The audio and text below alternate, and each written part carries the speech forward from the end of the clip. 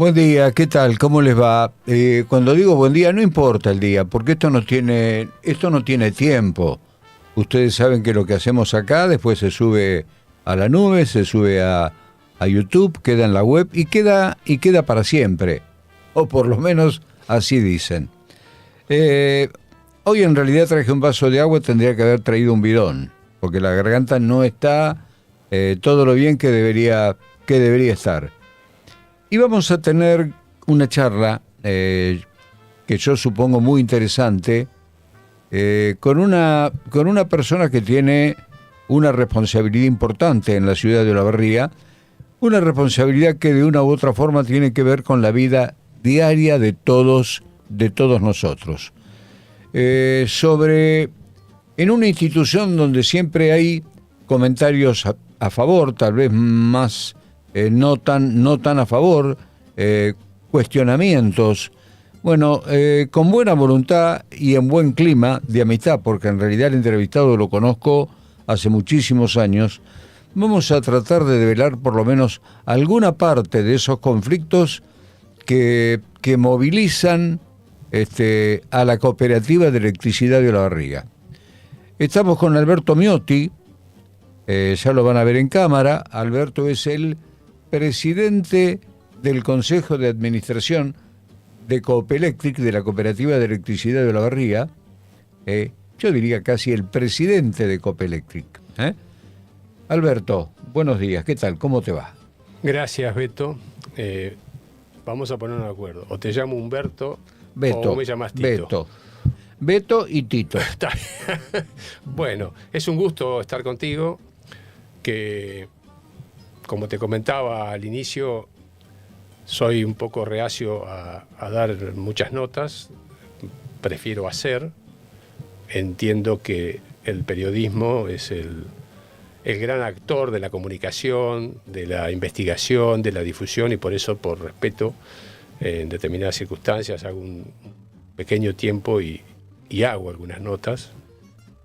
Vos, como amigo, que somos los que nos conocemos hace tanto tiempo, en otros ámbitos, además es un placer estar aquí, y además han intervenido amigos comunes que también son parte de gente que... Vamos a ponerle nombre, Francisco Amorós. Francisco Amorós, Franci Amorós, un gran amigo que... Y además la vida me colocó a su lado en un momento. Como los locos de la azotea que hicieron la radio, este es el loco de la información. Sí, sí. De hecho, todas las mañanas me nutro con lo que Franci me envía Gran a mí, mérito, a vos y a mérito, otras personas. Gran Sí, mérito. Una gran persona. Así que saludos a Franci, y por supuesto a vos, a la radio, y a tu disposición. Bueno, hay 1000 temas para hablar de Copelectric. No sé con cuál empezar, pero primero vamos a empezar con vos. Bueno. A ver, cuando digo con vos, vos sos olavarriense. ¿Tu papá era farmacéutico? Mi padre, yo soy nacido en Olavarría, todos mis hermanos son nacidos en Olavarría. ¿Cuántos hermanos tenés? Somos 4. Yo tengo recuerdo desde los 3 o 4 años que vos empezás a tener noción. Siempre vivimos en Moreno y Belgrano. Y bueno, Olavarría tenía calle de adoquín en ese momento en Moreno. Casi no, tenía adoquín, ¿no? Por eso digo, la calle era de adoquín, claro. Sin alumbrado el alumbrado público que tenemos ahora, era la maroma en la esquina y a mitad de cuadra, sin gas natural, sin agua corriente y sin cloacas. Y ahí en esa ciudad nací yo, como naciste vos en otro lado, pero... No, yo nací acá también. También naciste acá, bueno. Así que yo me crié como cualquier pueblerino de un pueblo que empezaba a ser ciudad. Fui a la escuela pública que tenía más cercana, en mi caso, la escuela normal, donde forjé amigos desde...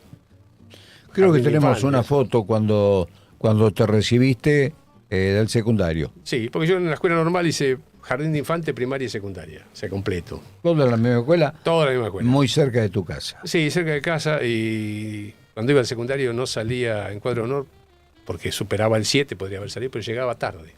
Entonces me ponía en media falta. Y como tenía faltas no salía, y después quedaba libre, tenía que pedir reincorporación porque estaba tan cerca que llegaba tarde. Yo fui un tiro disparado al aire cuando era muy joven. Yo perdí un año por media falta. Bueno, eso es un logro. La verdad, digo, yo soy un olavarriense. Tuve que dar todas las materias, todas. Bien, así que las habrás aprendido.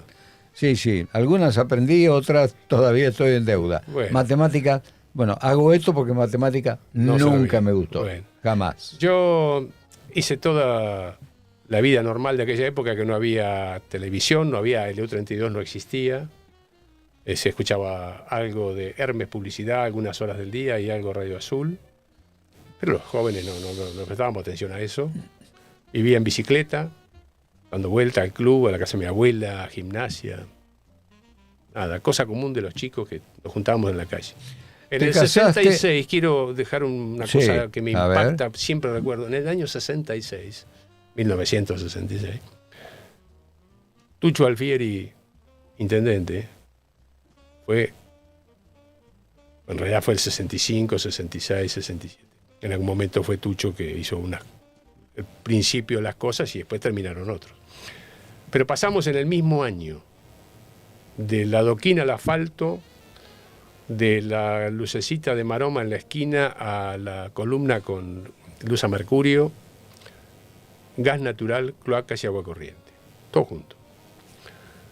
Y eso la gente a veces no tiene buena memoria. Yo siempre digo que Tucho Alfieri fue uno de los mejores intendentes que tuvo Olavarría. Hubo varios. Fue brillante. Se pueden mencionar. Olavarría es una ciudad que ha tenido suerte. Tuvo un Portarrié,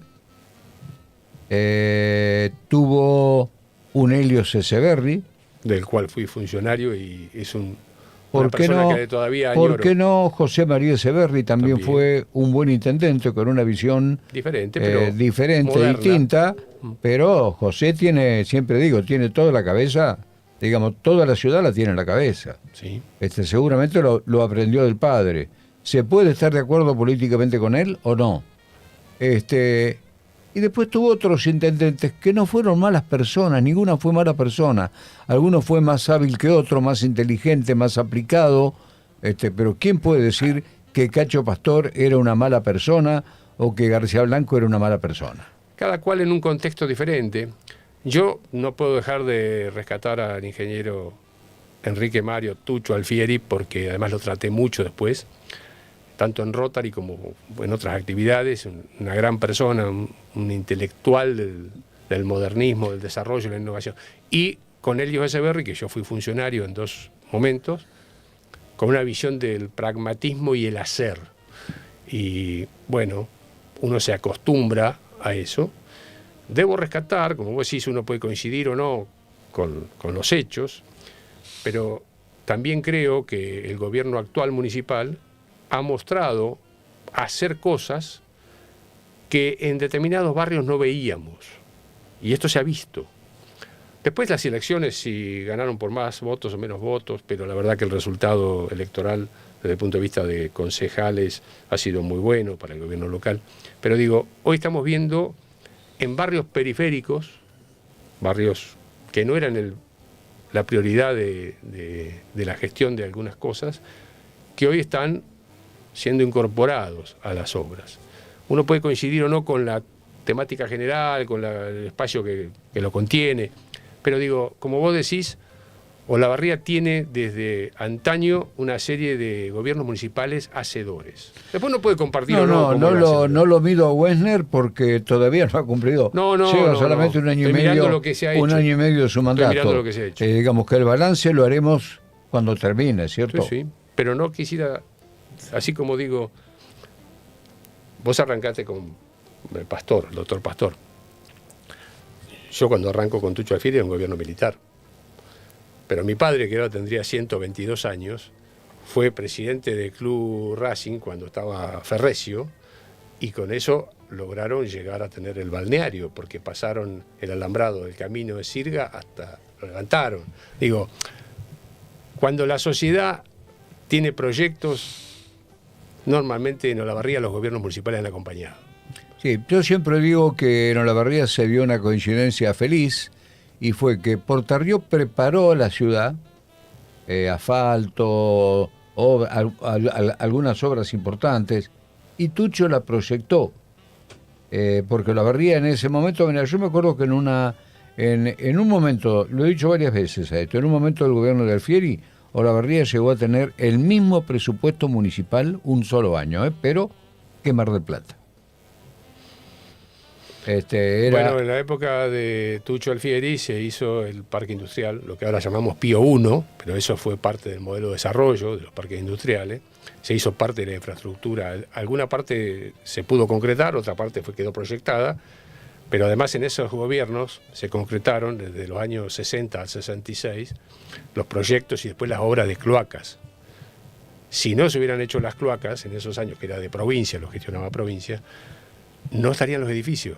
La obra básica para poder hacer los edificios propiedad horizontal eran las cloacas. Y eso fue un gran cambio. La distribución de agua, la distribución de los líquidos cloacales. Las cloacas, fundamentalmente. Fíjate que ahora se están haciendo edificios de propiedad horizontal en San Vicente, que pasando la Purredón no tenía cloacas. Sí. Ahora se están haciendo en esa zona departamentos precisamente por eso, porque no se puede hacer un pozo para 10 unidades habitacionales. Sí, realmente la modernidad requiere, para tener calidad de vida, una innovación de la forma de la prestación de servicios. Y estamos viendo que inicia otra etapa de modernidad necesaria para ayornarse en la prestación de servicios, tanto los públicos como los servicios privados, que es la incorporación de la digitalización de los procesos, la inteligencia artificial, la automatización de procesos, la simplificación de tareas. Bueno, estamos ante una nueva revolución. Nosotros ya grandes la veremos. Sí, la estamos viendo. Pero la estamos viendo pasar. Los jóvenes la van a vivir. La van a vivir. La van a vivir. O sufrir, según sea. Bueno, pasamos de la etapa del secundario, te recibiste, decidiste ser ingeniero agrónomo. ¿Por algo en especial? Mira, yo empecé a trabajar a los 14 años. ¿En qué? Cuando yo tenía 14 años, cuando tenía 13 años, mi padre me mandaba los sábados a la Escuela de Agricultura, que en realidad estaba en la Escuela de Agricultura, pero era el Centro de Educación Agrícola, a estudiar apicultura. Y cuando cumplí los 14, que terminé el curso y aprobé, mi padre me regaló 5 colmenas y el padre de otro amigo de toda la vida, un hermano de la vida, le regaló otras 5 y entre los dos arrancamos con 10 colmenas. Y ahí arrancamos, llegamos a tener 150 colmenas. Y cuando terminé el secundario y me fui a estudiar a la facultad, teníamos ingresos acotados, familiares, mi padre ya estaba jubilado. Y los jubilados nunca estuvieron bien, esto que tan mal ahora, ¿no? tan mal ahora, antes y tal vez después. Así que yo me ayudaba con lo que trabajaba en el verano con las colmenas, en algún momento vendía ropa con un bolso, con uno de mis tíos que me daba 10 vaqueros, 10 remeras, 10 pares y media, y yo salía y vendía, y lo que no, o traía de vuelta al vaquero o traía la plata, y me quedaba con mi parte, ¿no? Y bueno, y yo en ese momento, cuando empecé con las colmenas, que parte de mi juventud la pasé en el campo de unos amigos, en los veranos, trabajando con las colmenas y cosas de adolescente, andando a caballo, trayendo las vacas. Bueno, ahí decidí que quería ser ingeniero agrónomo, sin tener claro qué era la agronomía, porque la agronomía es mucho más que lo que yo pensaba. Hoy, 40 y pico de años después que yo me recibí, es muchísimo más. Sí. La tecnología La incorporada. tecnología, los drones, todo. Digamos, el campo ha cambiado y sigue cambiando a una velocidad. Obviamente, miro con admiración lo que se hace en otros ámbitos, como lo que es la salud y lo que se hace en la ingeniería civil, realmente una innovación. La tecnología, acá muy cerca nomás, la tecnología aplicada, por llamarlo de alguna manera, ¿no? En marcha. Mira, también como personas, uno tiene que ver el camino que ha transitado. Cuando yo empecé la profesión, no había cultivo de soja comercial en Olavarría, ni Azul, ni Bolívar, ni la Prida de Madrid, ¿no? Y como yo me recibí y tuve que dar la tesis en algo, a mi profesor querido Ricardo Fernández Llanos, el gallego, él era el que daba la materia terapéutica, y yo para aprobar tenía que hacer un trabajo sobre una tesis sobre alguna tesina. Y yo le hice sobre soja porque no encontré otro tema, pero nadie acá sabía de soja, así que fui buscando información de Córdoba, de la zona de Arequito, que era un poco el centro, la provincia del centro de la soja, sur de Santa Fe, y nadie sabía nada. Pero te estoy hablando que yo salía a buscar datos cuando no había internet, no había Wikipedia, no había nada, tenías que buscar, llamar por teléfono, mandar una carta, viajar, bueno, toda una cosa penosa, pero bueno. Hice la tesis en soja y bueno, aprobé la materia, después di otra materia y me recibí y salí a buscar trabajo. Y gracias a dos personas que creo que vos también conociste, al querido Jorge Rebelli y a José Morán, dos ingenieros de INTA, dos personas extraordinarias, que me permitieron trabajar en un ensayo. Con Jorge nos conocíamos desde Azul. Desde Azul. Me permitieron trabajar ad honorem. No había plata en INTA para pagar colaboradores y yo fui gratis. Y el criadero Buc me pagaba la nafta para ir y volver 3 veces por semana a Las Catalinas, que era donde se hacían los ensayos, de otro amigo común que ya no está. Y bueno, con eso se forjó mi perfil. El cultivo de soja aprendió, se adoptó por los productores agropecuarios y eso me dio una presencia. Un plus. Un plus en la profesión que me levantó. Yo estaba en esa ola y la ola levantó y me llevó. Y eso me abrió muchas puertas. Tito, ¿cuántos chicos tenés? Yo tengo una hija biológica, la más chica, y los otros 3, que son hijos del primer matrimonio de mi señora. Cuando nos casamos ella tenía los 3 chicos, se había separado, tenía 3 chicos, uno muy chiquito, uno chico, otro preadolescente. Bueno, entre los nietos. Sí, tengo nietos, sí. Y tengo la nieta más chiquita que tiene 1 año y monedas, y otros de 20 y pico. Bueno, ahora sí, después de este perfil vamos a entrar en tema. Y la primera pregunta sería, ¿cómo llegaste a Copelectric? ¿O hace mucho que estás en Copelectric? A ver, yo te diría, ¿cómo estoy en el cooperativismo primero? Claro, vos estuviste en la cooperativa agropecuaria. Sí, en realidad mi primer trabajo, después que termina ese ensayo de soja, bueno, yo tenía que vivir. El ensayo era de honor, terminó el ensayo cada cual a su casa, y yo tenía que vivir. Entonces conseguí un trabajo de profesor en la Escuela Agropecuaria de la Madrid. Bueno, vivía en el hotel y tenía, creo que 6 materias en la Escuela Agropecuaria. Comía en la escuela, porque no me alcanzaba para comer afuera la plata que cobraba. Con lo que cobraba pagaba el hotel y me alcanzaba para venir en colectivo a Olavarría el sábado y volverme el domingo para ver a mis padres. Mi padre era muy mayor.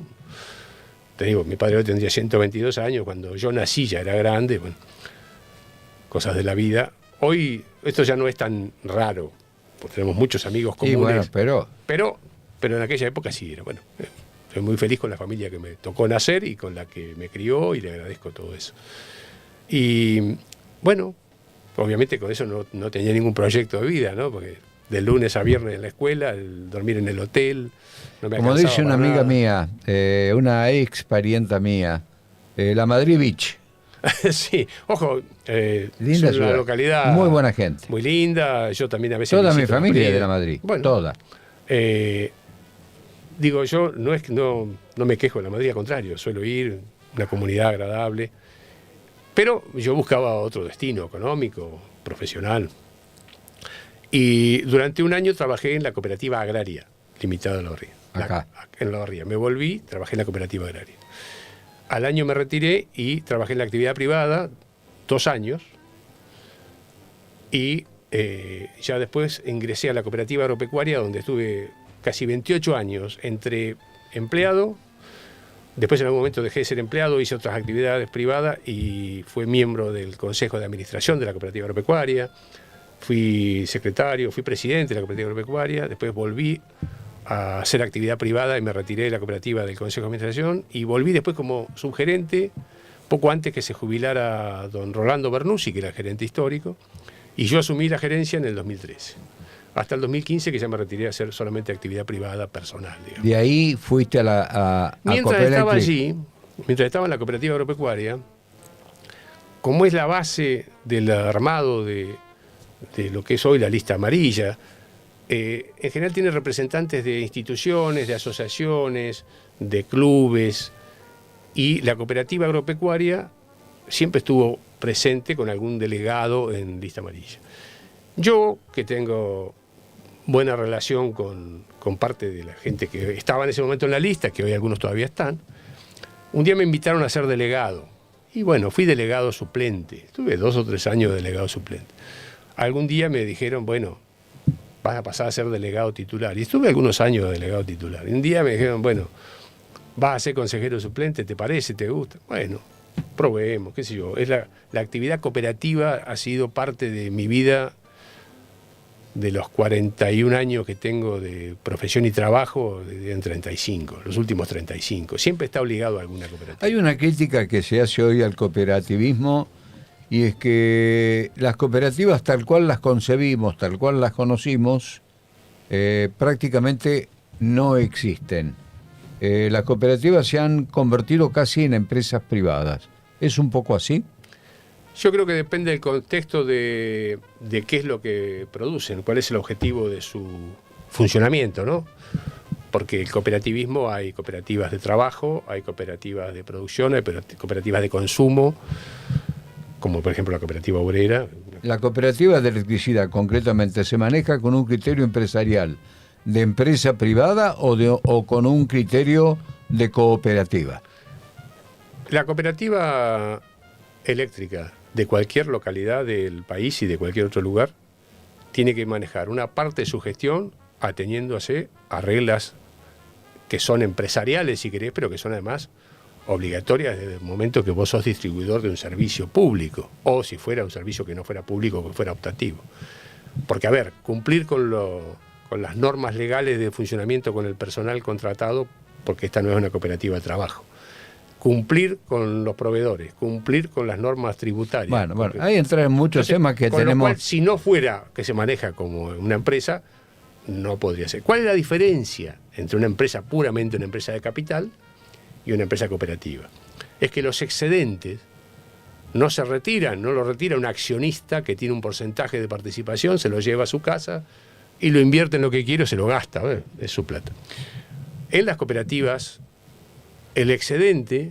Si hubiera excedente. Pero digo, cuando hay excedentes, puede decidir la asamblea reinvertirlos o reinvertir una parte y el resto hacer un retorno a los asociados, como por ejemplo la cooperativa obrera, que si vos sos asociado a la cooperativa obrera, cuando llega el balance y la asamblea decide retorno, vos vas a hacer una compra y de pronto te encontrás que tenés una bonificación, no sé, 10.000 pesos, que es un retorno que tiene que ver con tu consumo.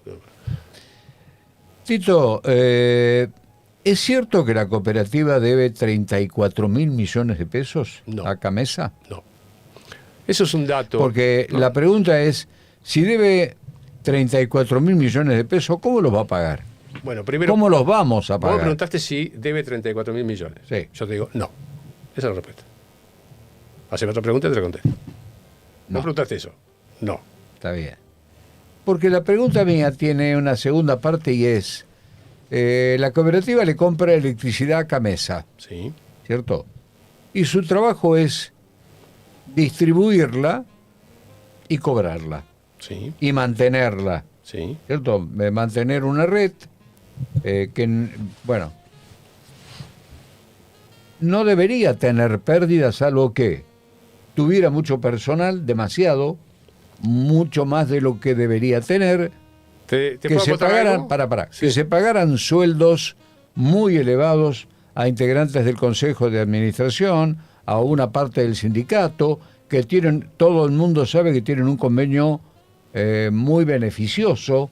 Bueno, todo eso, o sea, la cooperativa, ¿está gastando demasiada plata? Todo lo que vos dijiste tiene que tener una pregunta previa, que vos no me la has hecho, pero yo te la voy a decir.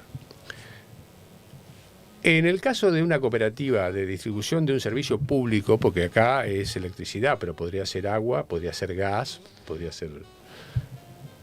Sí, ustedes también manejan el agua. Sí, pero no está en lo que tiene que ver con el contrato de concesión de la distribución eléctrica. Eso es un tema ya que viene de una concesión aparte, de una privatización que hace Elio Echeverri, y que se presentaron 3 empresas, Copelectric, Camusi y Azurix, y la ganó Copelectric.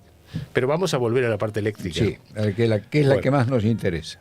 Cuando vos tenés la concesión de distribución del servicio eléctrico, es un servicio que hasta hoy es monopólico, porque esto va a cambiar si el gobierno de Javier Milei mantiene después de octubre la capacidad de implementarlo, porque esto está todo en discusión, o por lo menos en análisis. Digo, nosotros tenemos un servicio, distribuimos un servicio eléctrico que es monopólico, pero de precios regulados, pero no de costos regulados. Por lo tanto, el valor de la energía lo pone la Secretaría de Energía de la Nación, y el valor agregado de distribución, que es la retribución a la cooperativa por prestar el servicio, lo fija la provincia desde, no de ahora, desde que se tomó el contrato. El valor agregado de distribución lo fija la provincia porque cuando se arma todo el sistema de distribución, las provincias mantienen el poder federal de manejar estos servicios. Entonces, cuando viene la crisis del 2001 y se congelan las vacantes, se congelan las tarifas, eso fue pertinente en ese momento porque en ese momento quedó congelado toda la actividad económica, una crisis casi terminal. Hemos visto otras, pero la del 2001 yo de lo que vi, que he visto tres cosas raras, crisis raras. Esa fue la más importante, ese congelamiento de las tarifas, porque después hubo otro congelamiento de tarifas cuando en la época que Guzmán... Déjame que siga, porque arrancó sí. En el 2001, pero vamos a llegar hasta ahora. En el 2001, con la explosión de la convertibilidad, lo que hubo fue una parálisis de la actividad económica privada. Vos te acordás cómo estaba Olavarría, muerto, todas las ciudades de la provincia y del país estaban medio muertos. Empieza de a poco a recuperarse, pero creo que el gobierno en ese momento, por una necesidad y urgencia, tuvo que congelar tarifas y servicios porque la gente no tenía ingresos, mucha gente. Cuando empiezan a transcurrir la recuperación, después que Remelénikov hace la especificación asimétrica, viene el doctor Labaña, después Duhalde entrega el gobierno, gana Néstor Kirchner, arranca el gobierno de Néstor Kirchner, todavía había una capacidad instalada reciente, ociosa, que sin invertir se pudo mantener cosas en actividad, tanto en lo público como en lo privado. Pero vinieron años siguientes que la inflación empezó a tomar cierto impulso, la Argentina tiene esta cuestión crítica, y nosotros seguimos con las tarifas congeladas, el valor agregado de distribución, que es lo que le paga, le retribuye a la cooperativa el servicio, congelado, pero no los salarios, no el combustible, no los demás insumos que hacen a la vida de una empresa, sea privada o cooperativa. Yo recuerdo con bastante claridad, porque soy memorioso y porque me interesan algunos temas, Guzmán, ministro de Economía en el gobierno de Cristina Fernández de Kirchner, Bernal, subsecretario o secretario de Energía, Cristina le da la orden a Bernal, Guzmán quiere aumentar las tarifas, y Cristina le da la orden a Bernal que las tarifas no se pueden aumentar más de un 9%. Cuando, en ese momento, presidenta la señora Cristina, ¿sí? Cuando ella se refiere a la tarifa, cualquier presidente cuando habla de la energía, la factura de energía, habla de la porción que es la energía. Vos recibís una factura de 100 pesos. 33, 34 pesos son de energía. A eso se refiere un gobierno nacional cuando aumenta o no aumenta la energía. No está hablando de la distribución ahí, no. Por ejemplo. Lo que sí es lo que nos importa en la provincia es cuando la provincia de Buenos Aires, el gobernador de la provincia, decide incrementar el valor agregado de distribución o no. Porque nosotros cubrimos los costos con el valor agregado de distribución. Quiere decir que si tu 32 o 33 pesos de energía, un presidente decide no incrementarlos, pero a su vez el gobernador, el que sea, porque pasaron varios gobernadores, decide no incrementar el valor agregado de distribución, los segundos 33 pesos tampoco suben y por consecuencia los impuestos, que son alícuotas, tampoco suben. Pero nuestros costos sí suben. Los sueldos suben. Los sueldos, el combustible. No estoy defendiendo a la cooperativa. No, este es un dato. Esto es un dato. Pretende ser un dato de la realidad. Porque de la misma forma que le pregunté a Meotti si era cierto que la cooperativa debía 34.000 millones de pesos, ahora le voy a preguntar qué es lo que realmente debe. Déjame que termine porque de esta parte que te estoy explicando falta una porción que explica los últimos años de atraso que hace que las cooperativas en general, las 200 cooperativas de la provincia de Buenos Aires, más Edenor, más Edesur, más Edelap, ¿Todas pierden? Todas están perdiendo plata. ¿Por qué? Algunas se están recuperando, o sea, hay un proceso de recuperación. Lo que pasa es que las velocidades son diferentes que las necesidades. O sea, la velocidad con la cual vamos teniendo el ajuste y la actualización de ciertos ingresos no está acorde con las urgencias que tenemos para cumplir con deudas anteriores. En el el contrato de concesión tiene una norma que nos obliga a cierta calidad de servicio, pero también nos da derechos a exigir la tarifa que nos permita cubrir esa licitación técnica y esa prestación de servicio. Tenemos obligación de estar con personal de luz y fuerza para lo que es tareas de energía, pero también tenemos el Sindicato de Empleo y Comercio en algunas áreas, tenemos APJAE, que es el personal jerárquico. ¿Tienen 4 sindicatos adentro o 5? 4. Y en general, hoy, al día de hoy, tenemos una relación bastante normal con los 4. Hemos tenido acuerdos y desacuerdos, porque obviamente nosotros tenemos la función de administrar la cooperativa y ellos tienen necesidad de reclamar por los derechos de sus afiliados, su necesidad. Entonces es inevitable que de vez en cuando haya algún tipo de roce, no cabría de otra manera. Pero lo resolvemos, llevamos algún momento al diálogo y se soluciona. Ahora, cuando se hace el contrato de concesión, también se establece que cada tantos años tiene que haber una revisión tarifaria integral, se llama la RTI, que es la que actualiza variaciones de costos y permite variaciones y ajustes de ingresos a la cooperativa. Bueno, en el 2017 se debía hacer una RTI, una revisión tarifaria. Estoy hablando de 2017, gobernaba la provincia de Buenos Aires María Eugenia Vidal. La revisión tarifaria no se hizo como correspondía al contrato a todas las cooperativas, sino que se hizo a los 4 prestadores privados grandes. Se estableció un margen de incremento y eso se extrapoló al resto de las cooperativas. Y eso es totalmente complejo porque vos el costo de prestación de servicio que tenés, por ejemplo, en los barrios del norte de la Ciudad de Buenos Aires, donde en una manzana de la Ciudad Autónoma de Buenos Aires, de Recoleta o Palermo, viven casi la misma gente que viven en Espiga y Recalde juntos, los costos de atención son distintos. Los costos de atención, de distribución, de todo. Entonces, ¿qué pasó? Primero que no hicieron la revisión tarifaria integral que correspondía por ley hacer. Hicieron a 4 distribuidores grandes y no le hicieron a las 200 cooperativas del interior.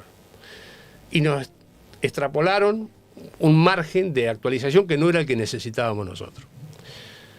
Pero si eso fuera algo delicado, lo más delicado fue que, como se aproximaban en 6 meses las elecciones, esa revisión tarifaria de María Eugenia Vidal, que creo que fue errónea e incompleta, no se llevó a la práctica. O sea que la actualización pobre o correcta o insuficiente tampoco se llevó a cabo. O sea, una vez hecha la revisión, no se aplicó lo que se debía aplicar. A algunos le iba a servir, a otros no iba a ser insuficiente. Después asume Axel Kicillof, un cambio de visión, un cambio de política, no se pudo hacer más nada, la revisión estaba hecha, no se actualizó, y hoy estamos discutiendo todavía la revisión tarifaria y el ajuste del valor agregado de distribución. Bueno, pero volvemos a la pregunta inicial que todavía no me respondiste. ¿Cuánto debe hoy la cooperativa? Esa no me la habías hecho. Vos me dijiste si debía 34, yo te dije que no. Esta es la que no me hiciste. Déjame que te cierre esto de la revisión y pasamos a esto. El 6 de agosto, la provincia de Buenos Aires ya puso en movimiento la revisión tarifaria integral que el gobierno de Axel Kicillof va a realizar y que ha prometido el área de energía de la provincia, que para cuando termine el mandato de Axel Kicillof, este mandato de gobernador, la revisión va a estar terminada y aplicada. Eso es una gran ventana de esperanza para todo el interior, incluso los privados grandes. Porque en esa revisión tarifaria nosotros hemos llevado suficiente información para que se incorpore la ruralidad de Olavarría en la distribución eléctrica, que no está considerada hoy en el fondo compensador, y hace que nosotros, con la ruralidad eléctrica, estamos teniendo el 20% de los costos y nos genera el 2% de los ingresos. Y eso es una gran fuente de pérdida. La red eléctrica, para decirlo simplemente, la red eléctrica da pérdida, le lleva el 20% de los costos y recuperan el 2%. La ruralidad. Eso hace, como nosotros no podemos fijar tarifa, nosotros no podemos poner el precio que quiera, eso lo pone la provincia. Y cobrar o no cobrar el fondo compensador va a salir se hizo después con un crédito del BID. Puede ser, no estaba, de acuerdo. Pero digo, la forma que se financió es Ya anecdótico. está, ya pasó. Digo, pero estoy seguro que hay que hacerla de vuelta. Porque vos te compraste un auto y a los 10 o 15 años, si no lo cambiaste, o a los 25 años, si no lo cambiaste, tenés que hacerlo de nuevo. Te lo pasás en el taller. Entonces esto hay que construirlo de vuelta. ¿Cómo? ¿Hay que volverla a hacer? Por supuesto. ¿Vos te quedás con tu auto, te quedás 50 años? No. No, pero uno piensa que las torres, que los cables, No, todo tiene su vida útil. que digamos A ver, que tiene, no digo para siempre, pero que tiene una vida muy larga. Bueno, ¿y cuándo lo hicieron? Algunas redes tienen 40 o 50 años. Y estaba de gerente en la época de Nicky Hell, creo que fue. Bueno, hace 50 años. Sí. Yo tengo en la vida, que lo voy a mechar, pero yo trabajé mucho profesionalmente. Mi vida profesional, privada, fue muy intensa. Nunca fui que gané mucho, pero hice varias cosas a la vez, tomé riesgos, salí a sembrar, viví austeramente. Con mi señora, los chicos, fue muchos años a vacacionar a Necochea en marzo. Si fuiste a Necochea y en marzo, sabés lo que estamos hablando, ¿no? Bueno, vivimos austeramente. Y en un momento dado, tuve una oportunidad de hacer alguna inversión y la pude hacer. Y después la vida me la valorizó, que fueron un campo en La Prida, el partido de La Prida. Después compré uno cerquita, son fracciones pequeñas, pero que me dieron una cierta tranquilidad personal. Bueno, digo, yo en ese momento cuando compré el campo, que era el campo donde de alguna manera me había criado, había líneas de alambrado hechas hace 50 años. Y yo lo compré hace 20, tiene 70 años. En algún momento... Eso lo conozco. En algún momento tenés que hacerlo de vuelta. Y las redes eléctricas, es cierto que se está reparando lo que se puede, se cambian los cables, pero en algún momento hay cosas que hay que hacer nuevas. Y a lo mejor en una época de estabilidad vuelven los planes de financiación internacional, de fomento, de desarrollo, y vos sacás un préstamo a 20 años, a tasa muy baja, son tasas de fomento, y se va repagando con el funcionamiento. Así funcionan las empresas. No funcionan las empresas en el mundo que salen, traen plata del bolsillo. No, las empresas se financian en el mismo lugar. Y cuando la inflación es alta y el riesgo país es alto, las empresas no vienen porque no pueden financiar los proyectos. Esa es la diferencia con la cooperativa. Yo digo, viste, sigue estando. Hay cuestiones en los temas privados, creo que es Edenor, cuando Manzano, Mindlin y Vilas, creo que también compran Edenor, que era de Marcelo Mindlin, que ahora es el nuevo dueño, es vecino nuestro, es el nuevo dueño de Loma Negra. Yo digo, la política siempre está inmersa en esos temas, porque Mindlin vende Edenor para llevar esa plata a Vaca Muerta, y seguramente algún otro emprendimiento que no sabemos. Porque es privado. Porque es privado, no sabemos cuál es, ni tampoco nos interesa mucho en este momento, tal vez mañana nos interese. Lo cierto es que los compradores tenían, porque para una compra de esa naturaleza vos tenés que tener información privilegiada. Sí, no somos nosotros.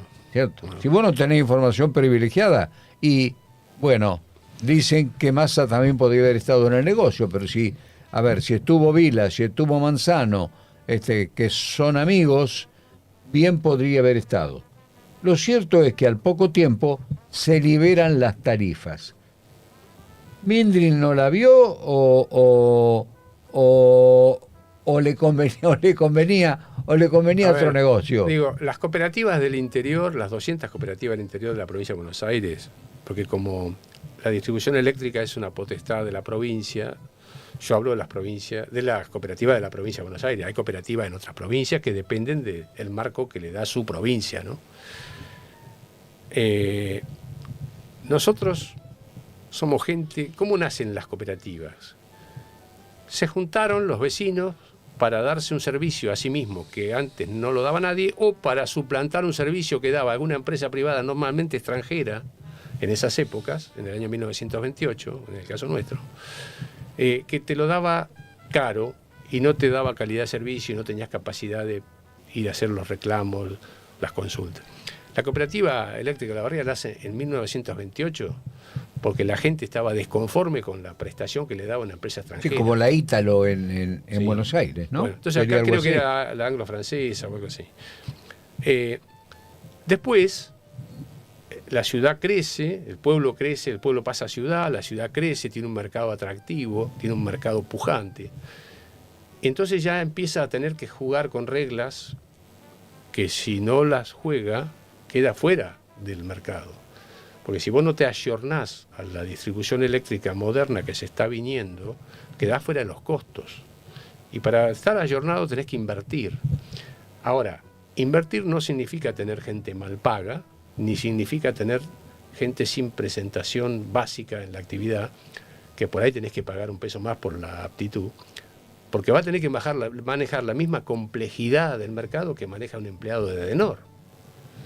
Y con respecto, vos mencionaste algo que no lo quiero dejar pasar, ahora te pregunto, si me permitís. Por supuesto. Habitualmente las preguntas las hago yo, pero no. Como en la comisaría.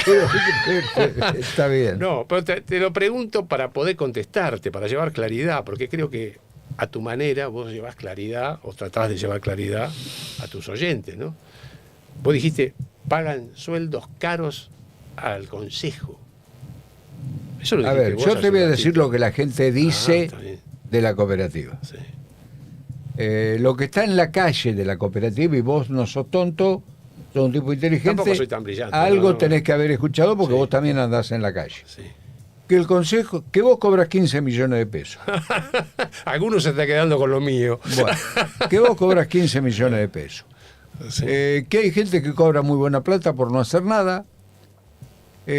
También critican al gremio porque el gremio tiene un convenio, digamos, que hay mucha gente en la cooperativa, y eso está reglamentado por el gremio porque para ir a hacer un trabajo tienen que ir a veces 4 personas para colocar un poste, el chofer, que una vez que lo único que hace es manejar, otra persona que no sé qué función cumple, y 2 personas supuestamente para que coloquen el poste. No sé si es cierto, algo he visto alguna vez. Bueno, me permitís, te voy a esclarecer Cierto. todo eso. Pero bueno, ahora resulta, termino de redondear, Bien. que el secretario general del gremio, Amaya, a quien no tengo el gusto de conocer, algún día trataremos de hacer, si él está de acuerdo, un streaming con él, algo salió a decir hace no mucho tiempo, como que ellos desconocían lo que estaba pasando en la cooperativa, en cuanto a los sueldos y al manejo de la cooperativa. Amaya hace 30 años o más que está en la cooperativa, ¿cómo puede desconocerlo? Bueno, a ver, yo no voy a hablar ni bien ni mal de los demás, eso lo dejo para que sean tus invitados en próximo programa. Pero voy a aclarar Yo no estoy hablando mal. yo estoy diciendo Bien. lo que se dice y lo que se dice del Consejo de Administración y del gremio. Bueno, a ver, vamos a ir por partes. El convenio colectivo lo fija. La Confederación. Nosotros tenemos obligación para prestar el servicio eléctrico de tener la gente afiliada a Luz y Fuerza. Luz y Fuerza tiene su convenio colectivo y nosotros lo único que podemos hacer es cumplirlo. Yo ni lo critico ni lo aplaudo. Lo cumplo, no me cabe otra. El personal tiene que ver con una licencia técnica, que es la que se presentó para que te dieran la concesión. Vos tenés una licencia técnica que explica cómo vas a atender, cómo vas a prestar el servicio. ¿Hay cambios de la modernidad? Sí. ¿Te puedo Sí, interrumpir por favor. un minutito? Porque me estoy acordando de una cosa que tal vez no tenga sentido. A ver. Los locutores de Radio La Barría Ujú, éramos categoría C, ujú. porque la radio era categoría C. Radio El Mundo, Radio Belgrano era categoría A. Por lo tanto, ganaban un sueldo distinto al que ganábamos nosotros, haciendo la misma tarea. Y todo el mundo lo aceptó. Digo, ¿tendría que haber alguna diferenciación entre el sueldo de la gente que trabaja en Buenos Aires en los gremios eléctricos y la que trabaja en el interior? ¿Sería ver, conducente? Yo te digo, eso es un debate central político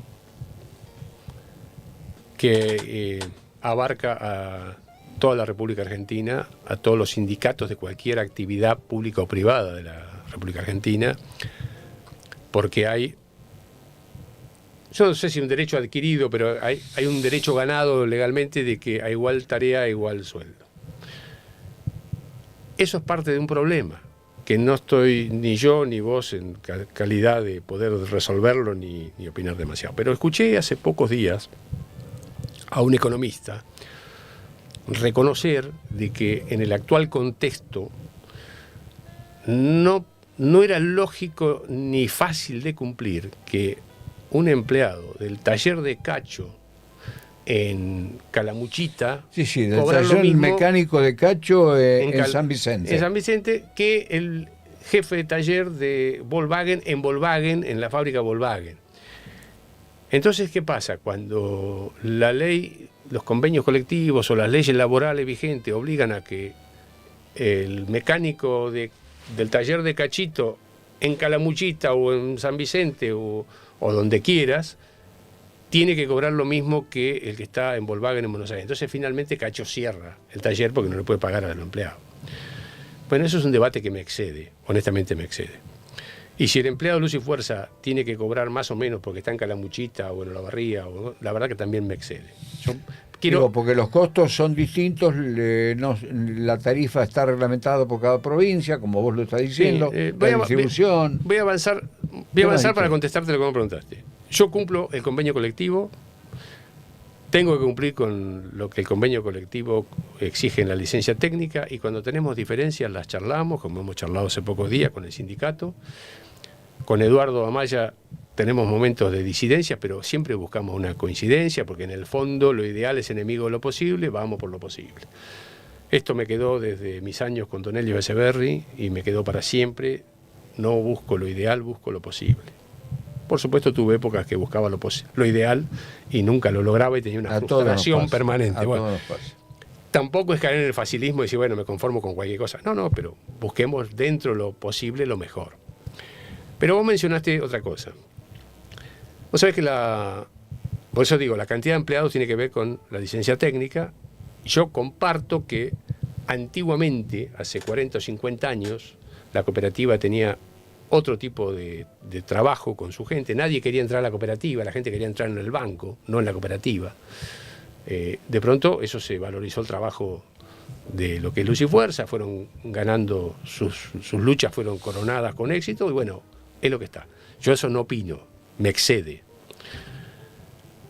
Lo que sí quiero poner en valores, en la cooperativa eléctrica, que por estatuto está gobernada por un consejo de administración que representa y administra los intereses de la cooperativa, y controlada por los delegados, que son el cuerpo delegado, que hacen el control y representan a los asociados.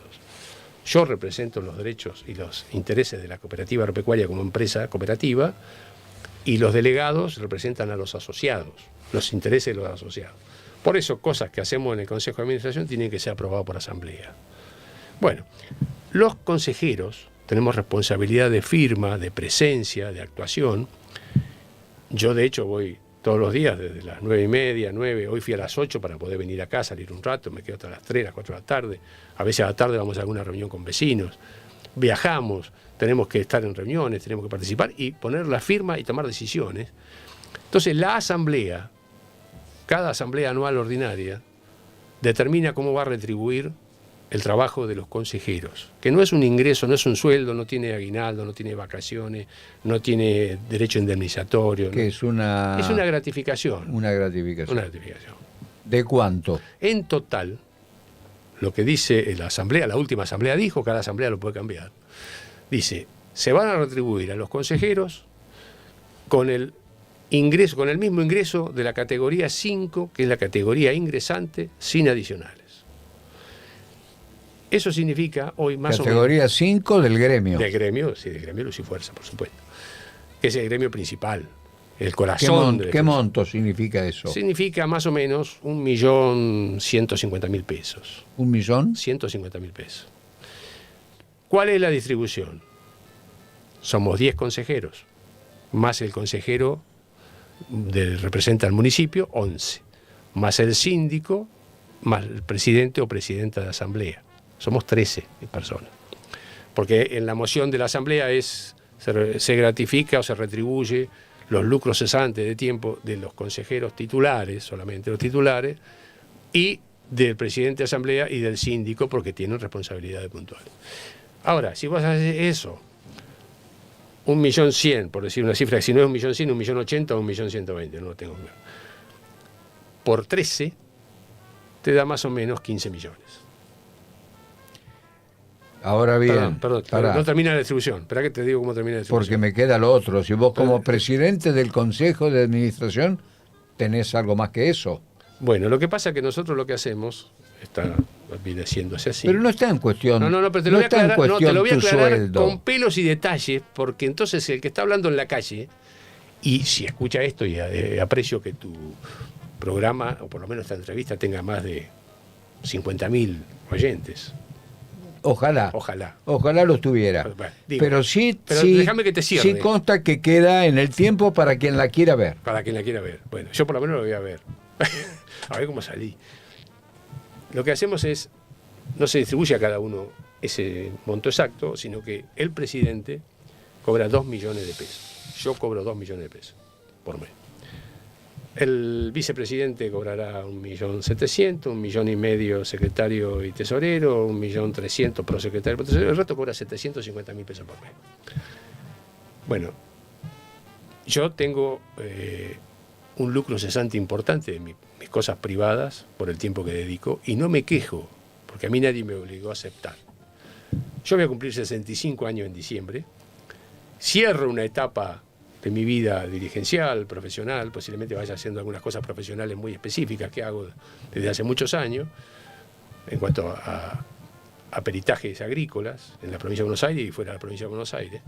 Pero la verdad es que a mí me retribuye algunos gastos, pero hay meses que he puesto plata yo, porque yo todos los viajes que hice para estas 90 días, 100 días de negociaciones y reuniones, yo lo hice con mi camioneta, con mi nafta, con mi peaje, las multas que me puede haber caído en alguna fotomulta. Está bueno aclararlo. Sí, La gente tiene que saberlo. Bueno, porque si para bien o para mal, tiene que saberlo. Si alguien cree otra cosa, yo digo, esto es público, porque esto se resolvió en la asamblea y los delegados lo aprobaron. Ahora, cuando yo asumí el 4 de noviembre, yo asumí la presidencia el 4 de noviembre de 2024, todavía no hace un año. Mi presidencia fenece en la Asamblea Anual Ordinaria de octubre, porque el mandato es de un año. Yo asumí, y en la reunión del 4 de noviembre, mocioné, y el Consejo de Administración me acompañó, votó a favor, porque no es que uno, el presidente, no soy el patrón del campo, es un cuerpo colegiado, todos los consejeros titulares tienen voz y voto, y los consejeros suplentes que asisten tienen voz, sin voto, pero tienen voz. Todos acompañaron la medida, dejamos congelados los ingresos al 4 de noviembre. Noviembre, diciembre y enero tuvieron acumulado una inflación que venía residual de los últimos meses del gobierno de Alberto Fernández, que sumó más o menos el 25%, 25, 28%.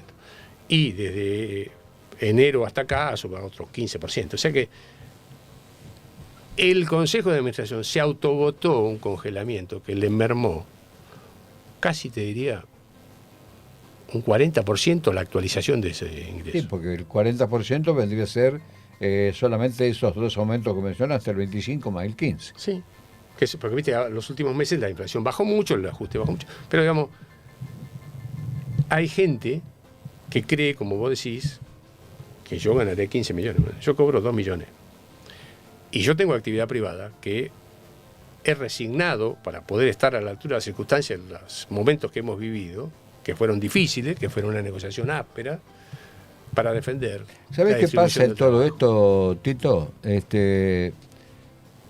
ver, no estoy haciendo una defensa ni de Copelectric, porque me falta preguntarte cuál es el sueldo más alto y el más bajo del personal de Copelectric y si de alguna manera eso afecta el desenvolvimiento de la cooperativa.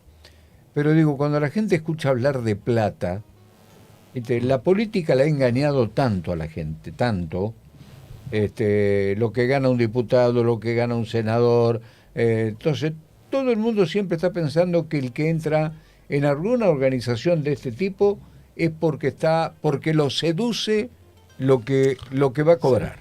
Entonces, o lo que va a robar. O lo que va a robar. Hay un viejo dicho que dice, el que se quema con leche cuando ve la vaca llora. Bueno, y la gente está harta. Fíjate un poco el resultado de esta última elección, también tiene que ver, sí, ¿por qué no?, con dos hechos. 40% que no votaron. 40% que no votaron. Vamos a ver qué pasa en una elección dentro de muy pocos días, ahora en octubre, que va a regir los destinos del país. Te hice una pregunta, porque tengo un tema que quiero hablar con vos muy específico. ¿Cuál es la pregunta cortita? La pregunta cortita es cuánto es el sueldo más alto de los empleados de Copelectric, y cuál es el promedio. El sueldo más bajo es el de empleado comercio, que tengamos de alguna categoría ingresante, 1 millón. Estamos hablando de sueldo bolsillo, no costo laboral. El costo laboral es otra cosa. Está claro. El costo laboral es más o menos de 2 millones en un empleado comercio, 6 millones. Las cargas tributarias, premios, todo, bonos, etcétera. Debe ser alrededor de 4 millones de un empleado de luz y fuerza. ¿Qué significa?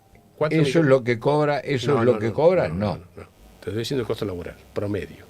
Ahora, ¿qué significa? Que hay gente que tiene más antigüedad y por lo tanto cobra más. Gente de luz y fuerza, estamos hablando de gente que por ahí tenga un costo anual, no que cobre todos los meses, sino el costo anual, que tiene premios, que tiene bonificaciones, que son convencionales. Bueno, ¿cuántos? Lo pregunto de otra manera, ¿cuántos se lleva en el bolsillo? El más caro y el promedio. A ver, hoy no hay gerente general, coordinador, porque está jubilado. Oscar López se jubiló, terminó su trabajo, está prestando una colaboración ad honorem en algunos temas regulatorios, porque es su especialidad, y porque la asamblea de octubre todavía tiene su balance análisis. Pero él está jubilado, no cobra. Los sueldos más altos en la parte laboral, digamos, de APJAE, la parte personal de conducción, estará en 4,5 millones de bolsillo. En Luz y Fuerza puede haber alguno que esté cobrando 4,5 millones también, o 5, porque puede ser un cargo de jefe, una antigüedad, una cuestión propio de la convención. ¿Qué personal tiene la cooperativa? 180 personas, ligados a la distribución eléctrica. Después tiene... ¿Alcanza eso? Alcanza según cumplas... ¿Alcanza? ¿Sobra? De acuerdo a la licencia técnica tenés que tenerlos. Esto es así. Esto es un convenio que tiene que ver con un servicio público regulado, que te obliga a tener una licencia técnica, y vos la licencia técnica tenés que explicar cómo vas a prestar el servicio y tenés que explicar con qué personal. Claro. Entonces, vos no hacés lo que querés, como la escuela. Vos sí, en la escuela. Y como en la radio, cuando vos te presentás a una licitación, tenés que decir en qué frecuencia va a transmitir, cuánto... Todo, ahora, es lo mismo. Como la radio puede ser un proyecto privado, no servicio público, por lo tanto, si vos no te das los números, cerrás. Es un servicio público. Pero no un servicio público reconocido como público. Tal cual, sí, eso es cierto. Digo, esto es un servicio público, porque a nadie le puede faltar electricidad, a nadie le puede faltar agua, a nadie le puede faltar cloacas si tiene la red de cloacas y está conectado. Digo, esto es un servicio público de primera necesidad. La radio es un emprendimiento privado, si vos no te gustan los números, los cerrás. Te vas. Nosotros no podemos. Dos preguntas cortitas, porque para que no se haga tan largo. Dos preguntas cortitas. Si alguien no paga la corriente, ¿en qué tiempo se la podés cortar? Y si alguien no paga el agua, ¿se puede cortar el agua o no se puede cortar? A ver. Cortito, ¿eh? Cortito.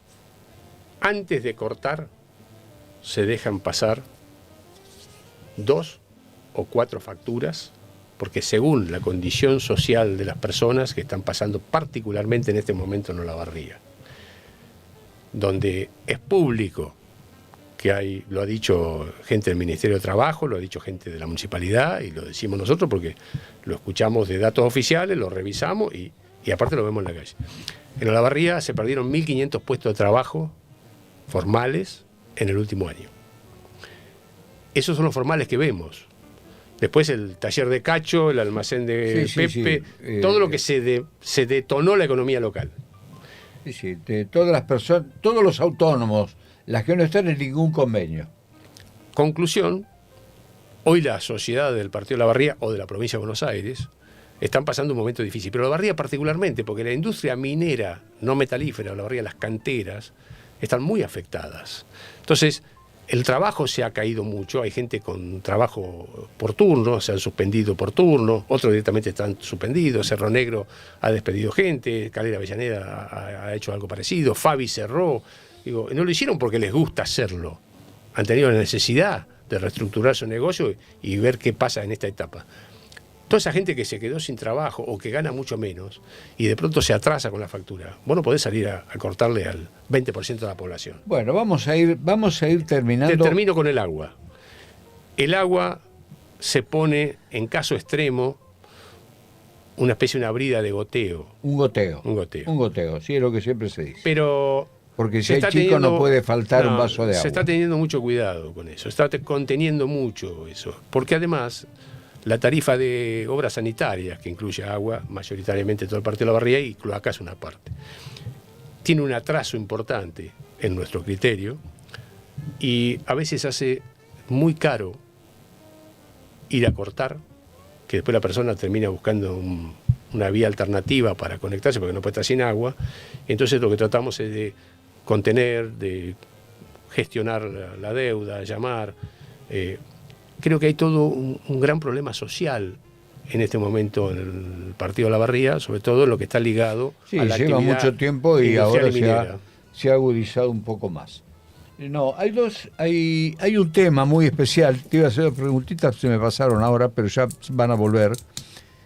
¿De qué manera, qué injerencia, tiene alguna injerencia la Cooperativa de Electricidad de Olavarría con los parques, en el acceso a los parques, en el otorgamiento del acceso?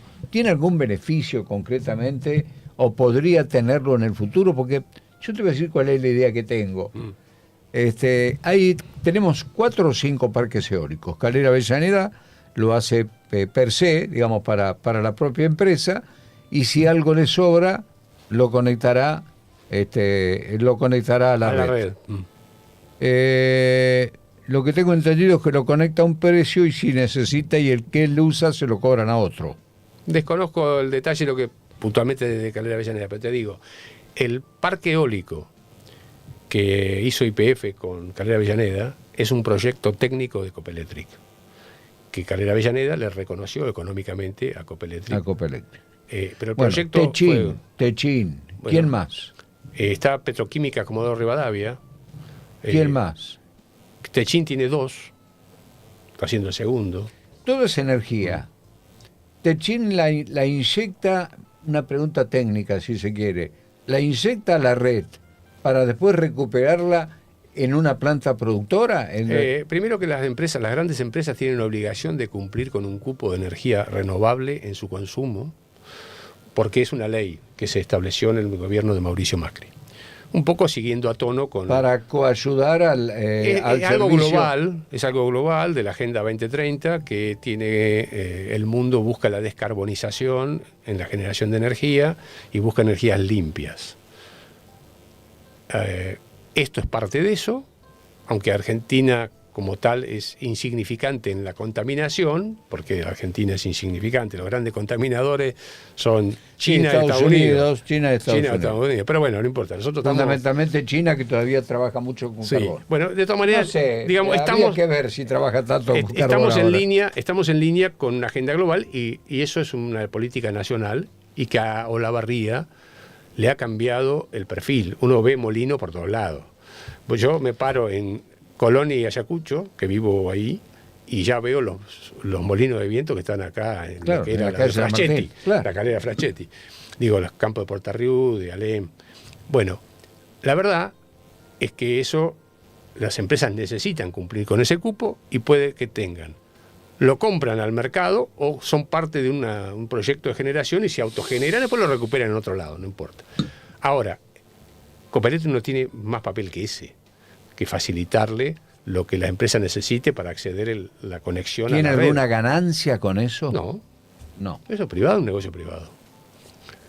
¿Podría ocurrir que mañana 3 o 4 empresas de alta productividad de generación de energía eléctrica le dijeran a la cooperativa: nosotros estamos interesados en hacernos cargos de la distribución de la energía en Olavarría?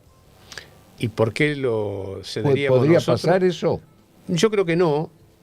Yo creo que no. Lo que se viene... Digo, se junta Techín, se junta Juan Pérez, que tienen parques eólicos. No, Y no, dicen, es otro nos interesa negocio. Olavarría como mercado. Es otro negocio. Ellos están en un negocio mucho más grande. Además, normativamente, las leyes que estaban vigentes hasta ahora, o eras distribuidor, o eras transportador, o eras generador. No podía ser todo a la vez. Eso está en un cambio. Eso para que no sea un pool, digamos, ¿no? Y porque venía una empresa y se quedaba con todo y después que se quedó con todo, agarrate. Lo que sí se viene un cambio, o por lo menos está enunciado un cambio en el decreto 450 del 25, donde se abre a 24 meses de horizonte un gran cambio, un revolucionario cambio en la comercialización de la energía eléctrica. Esto significa que cualquier empresa te puede llamar, no cualquiera, pero digamos 3 o 4 empresas que se dediquen a eso, te pueden llamar para venderte energía más barata que Copeletri. Pero la distribución la sigue haciendo Copeletri. Por lo tanto... O sea que el movimiento de la tarifa sería muy pequeño. A ver, lo que cobre la energía, lo que te cobre a vos la energía, una tercera empresa... Techín, quien sea. Quien sea, Geneia, lo que sea. Eso lo arreglás vos con esa empresa. Te dicen que te van a vender lo que nosotros te cobraríamos 33 pesos, ellos te van a cobrar 25. Vos le compras a ellos la luz a 25. Ahora, el costo de la distribución nuestro tiene que estar retribuido y cubrir los costos nuestros de distribución. Porque el que te va a atender y te va a llevar el cable a tu casa, el que te va a llevar el fusible que se corta... Cuando pase eso, ¿van a quedar las dos tarifas, la de Copeletri con la distribución y la de Techín con la distribución, en el mismo número? ¿O va a seguir siendo, o va a ser más barata la del parque eólico? No, el parque eólico va a otro tema, eso va a otro conjunto, a otro paquete. A vos te van a vender energía a un precio determinado. Ahora, más tarde o más temprano, es como el teléfono celular. Te llama Movistar para que te cambies, te llama Claro para que te cambies. Y finalmente, ¿va a pasar eso? y finalmente, ¿qué sucede? Yo tengo desde que inicié con Claro y no lo cambio. Y alguno cambió, pero llega un momento que hay 2 o 3 y los precios son todos iguales.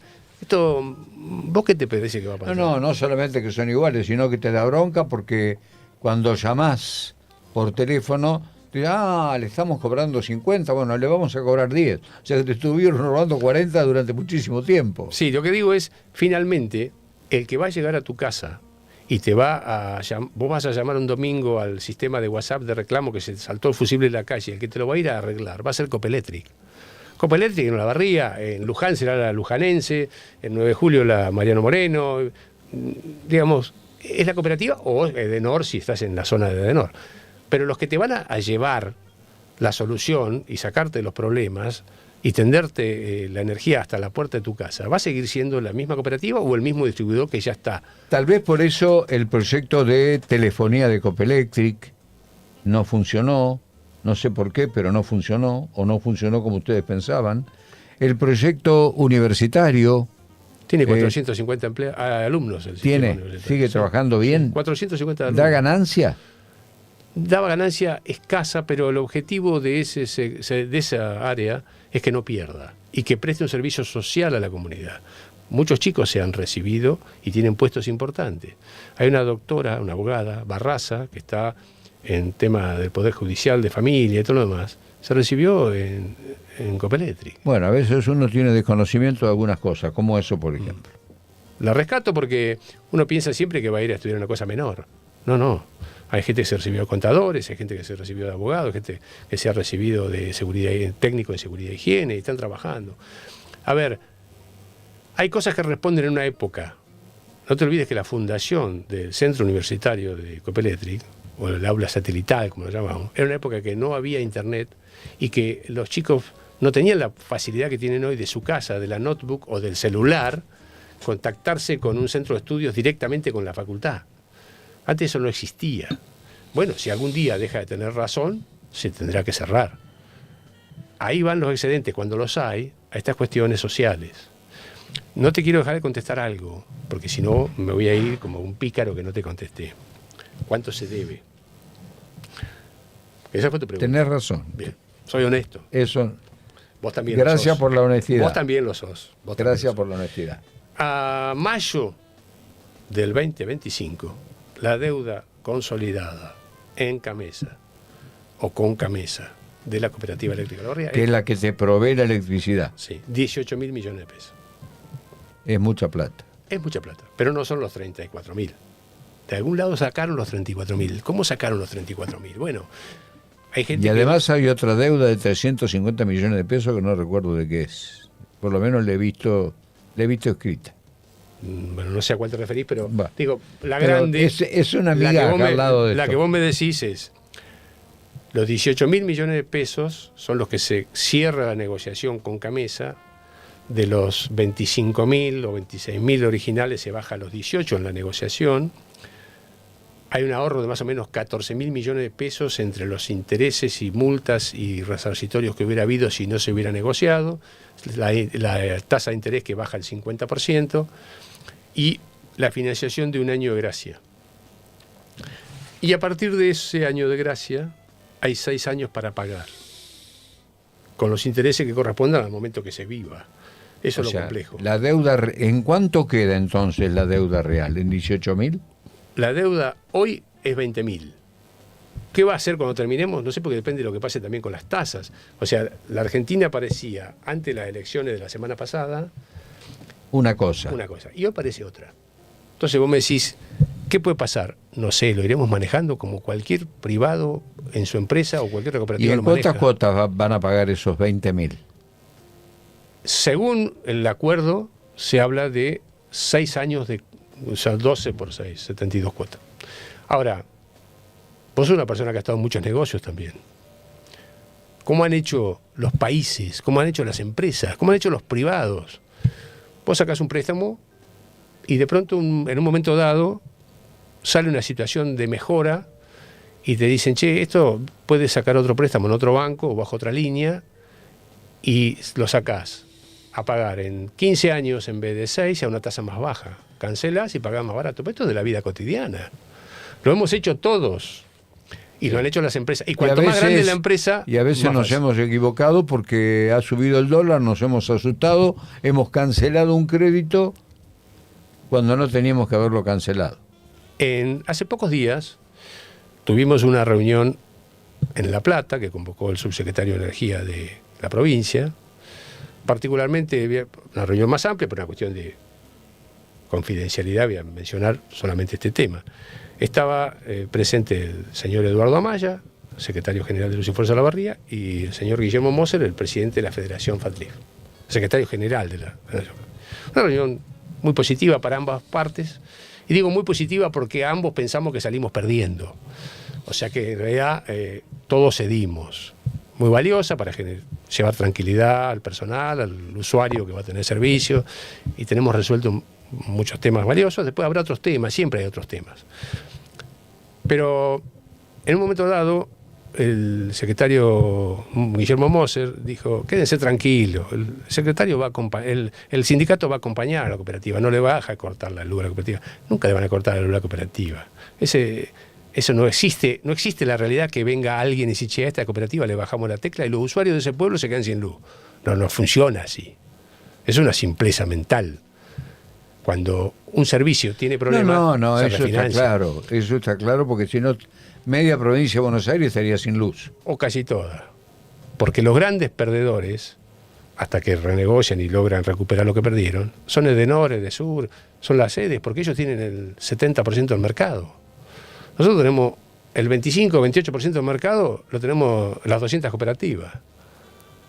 Entonces es una lucha de... Nosotros somos los representantes de la comunidad, una empresa privada, porque la cooperativa es una empresa privada, pero de propiedad colectiva. Todos los asociados somos dueños, pero una empresa privada, no es estatal. La no última municipal, pregunta, la última. ¿Qué cobrabilidad tienen? ¿Qué porcentaje de cobrabilidad tienen? Estamos en el tema de alrededor del 90 y algo por ciento. Bien. Sí, con tendencia a bajar. ¿Por qué? Bueno, pero Porque... tal cual el momento, me parece que la Municipalidad de Olavarría, y eso vos no te vas a meter, pero no puede decir eso. La Municipalidad creo que está hablando de un 50%, 60% de cobrabilidad. No tengo el dato, pero es probable porque la gente, cuando vos no le podés cortar algo, decide no pagarte. A veces no idealicemos al que no paga, porque a veces pensamos que el que no paga es una persona pobre que se quedó sin trabajo. A veces lo que no pagan son personas que tienen una empresa, que no pagan la luz de la empresa, no pagan la luz de su chalet de 8 habitaciones, 5 baños y 8 televisores, 3 aire acondicionado. Digo, no critico ni al que tiene ese chalet, ni al, digo, hay de todo. Entonces, a veces, nosotros tenemos una serie de problemas con el hurto, que es lo que está creciendo. Hurto de cable. No, digo el hurto de energía. ¿No? El hurto de cable es aparte y más grave, pero el hurto de energía es la gente que ya decide caerse del sistema y se cuelga, y se cuelga. Y vos vas, lo descolgás y se vuelve a colgar. En el contrato tenemos reconocido en la tarifa un porcentaje de hurto, para deducir de la tarifa, que ya quedó chico. Entonces lo que está empezando a suceder en algunos municipios, sobre todo los del conurbano, es que el municipio se hace cargo de un medidor que abarca toda una zona donde están todos colgados, porque si no quiebra la cooperativa o el realidad, qué fea realidad, ¿no? Digo, fea no por la deuda, fea por la condición social. Sí, pero de todas maneras, que la condición social y todos esos estudios lo analicen los sociólogos. Si yo soy distribuidor de una cooperativa de esa zona y tengo el 15% de hurto y me reconocen el 8% en la tarifa, yo pierdo el resto y me quiebra la cooperativa. O sea que denme soluciones, después fíjense lo que pasa. Porque yo no tengo lo comprendo, me da lástima, pero yo no tengo la culpa que lo que sucede ahí. Eso analícenlo los gobernantes de todos los partidos políticos, cómo llegamos hasta acá. Explíquenme cómo llegamos hasta acá, si se puede explicar, y si no, denme soluciones. Pero lo que no puedo es que le tengo que incrementar la tarifa al que paga al otro, para abastecer al que no paga, que no siempre es el desposeído. Tito, creo que hemos hablado todo. Me doy cuenta que me queda un tema y es la no participación de la lista verde en las elecciones. Bueno, contesto en un minuto y me voy porque me esperan en Copeletri. Bueno, un minuto. Nosotros llamamos todos los años, porque es obligatorio, se presenten o no otras listas.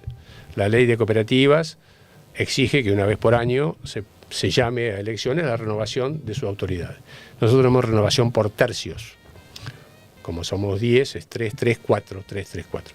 Un año 3, otro año 3, un año 4. Todos los años se hace.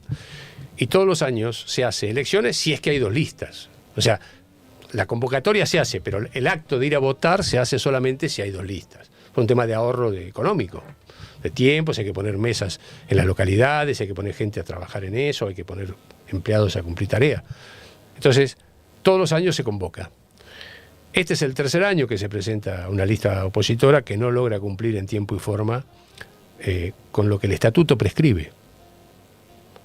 Este año hubo una adicional a esa situación, que fue que hubo firmas que no correspondían a lo que tenemos nosotros registrado en el registro de firmas de los usuarios, y en algún caso había gente que había firmado 2 veces con firmas distintas, con lo cual no cierra. Se hizo una pequeña averiguación, Sí. Ya es público conocimiento que se hizo una denuncia penal, y a partir de ahí nosotros no seguimos averiguando si son 2 o son 10. Primero no iban a hacer denuncia. En algún momento dudamos de cuál grave era la situación, hasta que después de hacer preguntas a nuestro asesor legal, esto es un delito, o por lo menos es una presunción de un delito con un intento de incumplir una normativa, y para deslindar nuestras responsabilidades dijimos, bueno, que la justicia determine si lo que hubo fue una falta grave o si hubo un delito, y que la justicia se expida. Tito, Ya nos pasamos de la hora, debemos estar en la hora 10, más de lo pensado, pero la charla fue muy interesante, se puso muy linda, espero que te hayas sentido cómodo. Por supuesto que sí. Quiero aclararle a quienes nos siguen en estos streaming que el presidente del Consejo de Administración de la Cooperativa de Electricidad me dijo: me podés hacer la pregunta que vos quieras. Y eso también me lo dijo Estupia, en honor a la verdad. Y bueno, digamos, estar en la función pública, exponerse, también nosotros nos exponemos, ¿por qué no? O porque dejamos de preguntar una cosa o por la que fuere, son riesgos, son gajes del oficio.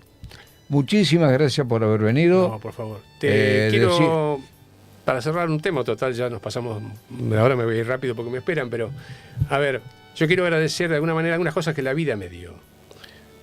Yo te digo, yo arranqué muy abajo, si bien mi padre tenía una posición hecha ya cuando yo nací, ya mi padre era grande.